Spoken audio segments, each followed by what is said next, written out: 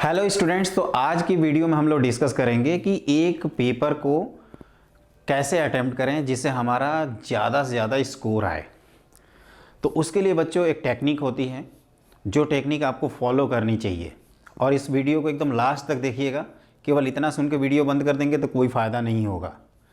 Technique ये है कि आप जैसे फिजिक्स, केमिस्ट्री, मैथ्स या नीट का पेपर देते हैं तो फिजिक्स, केमिस्ट्री, बायो है ना, जो भी आप एग्ज़ाम दे रहे हैं, उसमें हमेशा दो प्रियोरिटी टाइप के टॉपिक्स का कलेक्शन कर लीजिए, प्रियोरिटी 1 एंड प्रियोरिटी 2। ये प्रियोरिटी 1 और प्रियोरिटी 2 क्या है ये मैं बताता हूँ आपको। जैसे मैथ में अगर बात करें तो प्रियोरिटी 1 मतलब वो टॉपिक जहाँ से आपको पेपर को ओपन करना है। एक चीज़ ध्यान रखना बच्चों, किसी भी पेपर को जो अटैम्प्ट करने का तरीका है वो ये है कि आपकी नज़र में जो सबसे आसान क्वेश्चन है उसको आप सबसे पहले करिए और जो सबसे टफ़ क्वेश्चन है उसको सबसे लास्ट में करिए।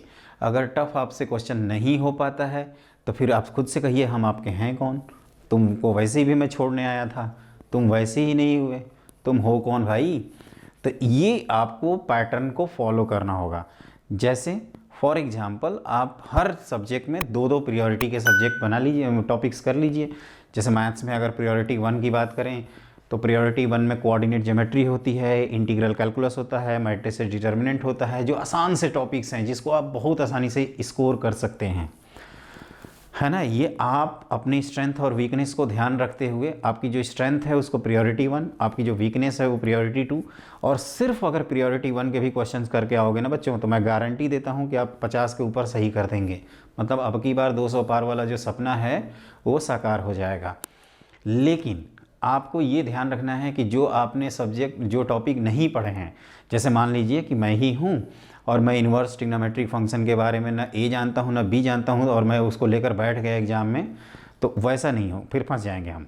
आपको किसी भी एग्ज़ाम में ट्रैप नहीं, कोई क्वेश्चन आपका सगा नहीं है और कोई ऐसा भी टॉपिक नहीं है जो आपको ना ठग ले, तो उस बात को ध्यान रखना है ना। ऐसा कोई सगा नहीं जिसको उसने ठगा नहीं, ये बात को ध्यान रखिएगा। तो आप ये नहीं कि मेरा कॉम्प्लेक्स नंबर स्ट्रांग है तो मैं कॉम्प्लेक्स नंबर का माँ कसम करके ही आऊँगा क्वेश्चन, ये सब नहीं होना चाहिए। आया तो आया, हमें तो स्कोर से मतलब है। हम तो आपसे ये पूछेंगे ना कि बेटा रैंक कितनी आई है, कभी भी ये थोड़ा पूछेंगे कि तेरा एस ब्लॉक वाला क्वेश्चन हुआ था कि नहीं, रोटेशनल मैकेनिक्स का क्वेश्चन हुआ था कि नहीं, ये कोई पूछता है क्या? नहीं पूछता है। तो जैसे हमने मैथ्स में बताया प्रियोरिटी 1 प्रियोरिटी 2, उसी तरह से आप केमिस्ट्री में बना सकते हैं। जैसे मैं अपनी बात करूं, जब मैं पेपर दिया था तो मेरा केमिस्ट्री में प्रियोरिटी 1 का सब्जेक्ट था इनऑर्गेनिक केमिस्ट्री। इनऑर्गेनिक में क्या होता है, दिमाग वाग लगता नहीं है। अगर इन्फॉर्मेशन आपको याद है तो आप तुरंत कर लेंगे और 5 मिनट के अंदर ही पेपर इनऑर्गेनिक का ख़त्म हो जाता है ना। उसमें क्या है, याद है तो याद है, नहीं याद है तो छोड़ के आएंगे। अब एक्सपेरिमेंट थोड़े कर सकते हैं वहाँ पे। तो इस तरह से ऑर्गेनिक में भी जैसे जीओसी है वो बहुत आसान होता है और उसमें आप स्कोर कर सकते हैं। बायोमॉलिक्यूल है, अच्छे से पढ़ लेंगे स्कोर हो ही जाएगा। तो केमिस्ट्री में, फिजिकल केमिस्ट्री में भी कई सारे टॉपिक्स हैं, जैसे केमिकल काइनेटिक्स है, लिक्विड सॉल्यूशंस है, आपका एटॉमिक स्ट्रक्चर है, ये सब आसान टॉपिक्स हैं। इस एटॉमिक स्ट्रक्चर में केवल स्क्रोडिंगर वेव इक्वेशन जो कि एडवांस का फेवरेट है उसको आप ध्यान रखिएगा। उसी तरह से फिजिक्स में आपका है, फिजिक्स में आपका इलेक्ट्रोडायनेमिक्स है, एसी है, वो आप अपनी प्रियोरिटी से, थर्मल फिजिक्स है, मॉडर्न फिजिक्स है, ऑप्टिक्स है, ये सब प्रियोरिटी 1 वाले मेरे सब्जेक्ट थे। और प्रियोरिटी 2 फिजिक्स में क्या था, तो मैकेनिक्स। तो मेरा जैसे मैकेनिक्स थोड़ा सा वीक था, ऐसा ज़रूरी नहीं कि आपका भी वीक हो, वो आप उस हिसाब से पेपर अटेम्प्ट करिएगा। तो यही ध्यान रखिएगा सेंटर आइडिया कि हम जो आता है ना वहीं से स्टार्ट करते हैं, जो नहीं आता है उसको लास्ट में छोड़ेंगे। और हमेशा 2 पार्ट में डिवाइड करने का एक फ़ायदा ये होता है कि आप कट ऑफ से निकल जाते हैं। वैसे जेई मेन का कोई इंडिविजुअल कट ऑफ नहीं होता कि आप फिजिक्स में इतना नंबर पाएंगे या केमिस्ट्री में इतना नंबर पाएंगे या मैथ में इतना नंबर पाएंगे तभी आप क्वालिफाई करेंगे। ऐसा भी स्टूडेंट होते हैं जो 25 में एक क्वेश्चन कर लिया, एक दूसरा में 25 सही कर लिया, तीसरा एक भी नहीं अटैम्प्ट किया। इस पॉसिबिलिटी से बचना चाहिए। मेरा ये मानना है कि कम से कम आप कितना भी गए गुजरे हो, गुड़गोबर हो, तभी भी आपको 15 क्वेश्चन तो करना ही चाहिए किसी भी सब्जेक्ट का। 16वां नहीं होता है कोई दिक्कत नहीं है, लेकिन 15 आप सही करिएगा मिनिमम। 45 है ना, उससे आप क्या होगा, जो स्ट्रांग होगा उसको फोड़ देना पूरा पूरा। तो ये ध्यान रखिएगा कि जो आसान है उसको पहले करेंगे और जो टफ है उसको बाद में करेंगे। यही होती है स्ट्रेटजी और इसको बस आप फॉलो करिए और एक्सपेरिमेंट करना पड़ेगा।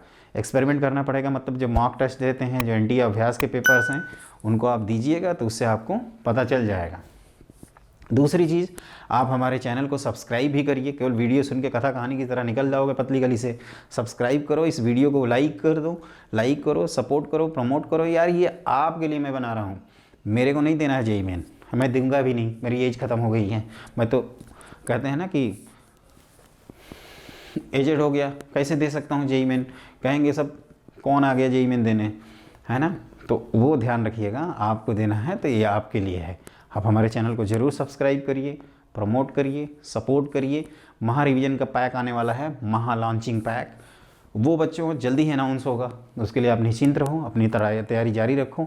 महा रिवीजन को ज़रूर अटैम्प्ट करना, एक बार वीडियो को ज़रूर लिख लेना, है ना। वो वीडियो आपकी अवेलेबल रहेंगी, उसकी इन्फॉर्मेशन हमेशा हम डिस्क्रिप्शन बॉक्स में लिख दिया करेंगे, अनाउंस भी करेंगे। उसके लिए क्या टाइमिंग होगी, क्या होगा, सब कुछ अनाउंस करेंगे। लेकिन आप एकदम स्वस्थ रहिए, मस्त रहिए, पढ़ाई में व्यस्त रहिए और फोड़ के आइए, है ना। God bless you, all the best.